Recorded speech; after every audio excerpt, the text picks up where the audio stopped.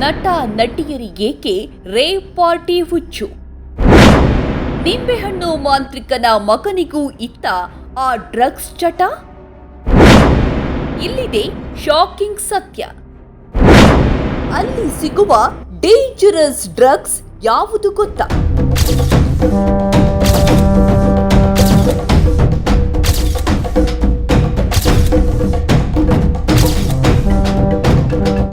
Rave ಪಾರ್ಟಿಯ ಕಾರಣದಿಂದ ಬೆಂಗಳೂರು ಮತ್ತೆ ಸುದ್ದಿ ಕೇಂದ್ರದಲ್ಲಿದೆ.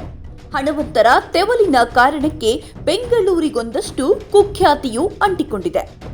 ವಿಶೇಷವೆಂದರೆ ರೇವ್ ಪಾರ್ಟಿ ಬೆಂಗಳೂರಲ್ಲಿ ನಡೆದಿದ್ರೂ ತೆಲುಗು ನಟ ನಟಿಯರು ಭಾಗಿಯಾಗಿದ್ರೂ ಕೂಡ ಸ್ಯಾಂಡಲ್ವುಡ್ಗೆ ಕನೆಕ್ಷನ್ನುಗಳಿಲ್ಲ.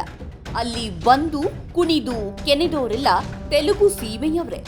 ಸಿಸಿಬಿ ಪೊಲೀಸರು ಕಲೆ ಹಾಕಿರೋ ಮಾಹಿತಿಯ ಪ್ರಕಾರ ಹೇಳೋದಾದ್ರೆ ಬೆಂಗಳೂರಿನ ರೆಸಾರ್ಟ್ಗಳಲ್ಲಿ ಈ ದಂಧೆ ಲಾಗಾಯ್ತಿನಿಂದಲೂ ನಡೆಯುತ್ತಿತ್ತು. ಹಣವಂತ ಕುಳಗಳು ಅದನ್ನ ಹೇಗೋ ಮ್ಯಾನೇಜ್ ಮಾಡ್ತಿದ್ರು. ಇಲ್ಲಿನ ರೆಸಾರ್ಟ್ ಓನರ್ಗಳು, ಮೀಡಿಯೇಟರ್ಗಳು ರಿಸ್ಕ್ ತೆಗೆದುಕೊಂಡು ಇಂಥ ರೇವ್ ಪಾರ್ಟಿಗಳನ್ನ ಆಯೋಜಿಸುತ್ತಿದ್ರು. ಅದಕ್ಕೆ ಕಾರಣವಾಗಿರೋದು ಒಂದೊಂದು ರಾತ್ರಿಯಲ್ಲಿ ಸಾಧ್ಯವಾಗೋ ಕೋಟಿ ಕೋಟಿ ಕಮಾಯಿ.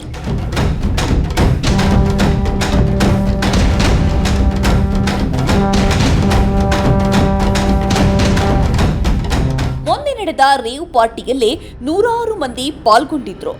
ಇಂಥ ರೇವ್ ಪಾರ್ಟಿಗಳ ಎಂಟ್ರಿ ಫೀಸು ಒಬ್ಬೊಬ್ಬರಿಗೆ ಲಕ್ಷದ ಮೇಲಿರತ್ತೆ. 1 ಲಕ್ಷದ ಲೆಕ್ಕ ಹಿಡಿದ್ರೂ 100 ಮಂದಿಗೆ ಭರ್ತಿ 1 ಕೋಟಿ ಆಗತ್ತೆ. ಹಾಗಂತ ಒಟ್ಟಾರೆ ಕಮಾಯಿಯ ಬಾಬತ್ತು ಇಷ್ಟು ಮಾತ್ರವಲ್ಲ. ರೊಕ್ಕಸ್ಥರು ಆಯೋಜಿಸಿರೋ ವ್ಯವಸ್ಥಿತ ರೇವ್ ಪಾರ್ಟಿಗಳ ಎಂಟ್ರಿ ಫೀಸು ಒಬ್ಬರಿಗೆ 50 ಲಕ್ಷ ಇರೋದೂ ಇದೆ. ಹಾಗಾದ್ರೆ ಈ ಸಿನಿಮಾ ಮಂದಿ, ರಾಜಕಾರಣಿಗಳ ಮಕ್ಕಳು ರೇವ್ ಪಾರ್ಟಿ ಅಂದ್ರೆ ಯಾಕೆ ಥ್ರಿಲ್ ಆಗ್ತಾರೆ?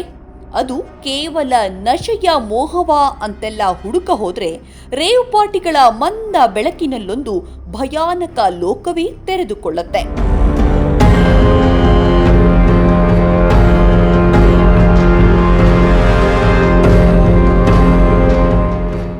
ರೇವ್ ಪಾರ್ಟಿಯ ಮೂಲ ಆಕರ್ಷಣೆ ಸ್ವೇಚ್ಛಾಚಾರ.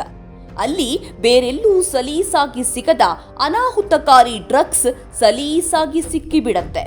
ಅದಕ್ಕೂ ಮೃಗೀಯ ಕಾಮಕ್ಕೂ ನೇರ ಕನೆಕ್ಷನ್ನುಗಳಿವೆ. ಅದು MDMA ಡ್ರಗ್ಸ್ ಕಂಟೆಂಟ್.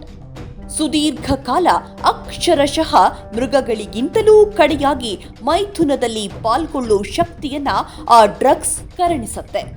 ಅದ್ಯಾವ ಪರಿಯ ಉತ್ತೇಜಕ ಅಂದ್ರೆ ಅದನ್ನ ಸೇವಿಸಿದವರು ದೇಹದ ಉಷ್ಣಾಂಶ ಹೆಚ್ಚಾಗಿ ಹೃದಯ ಬಡಿತ ದುಪ್ಪಟ್ಟಾಗಿ ಸತ್ತು ಹೋಗಬಹುದು. ಕಾಮಕೇಳಿಯಲ್ಲಿ ಪಾಲ್ಗೊಳ್ಳುವ ಇಬ್ಬರೂ ಅದನ್ನ ಸೇವಿಸಿದ್ದರೆ ಅಡ್ಡಿಯಿಲ್ಲ. ಒಂದು ವೇಳೆ ಇದನ್ನ ಸೇವಿಸಿದಾತ MDMA ತೆಗೆದುಕೊಳ್ಳದೆ ಹೆಣ್ಣಿನ ಮೇಲೆರಗಿದ್ರೆ ಆಕೆ ಬದುಕುಳಿಯೋದೇ ಡೌಟ್.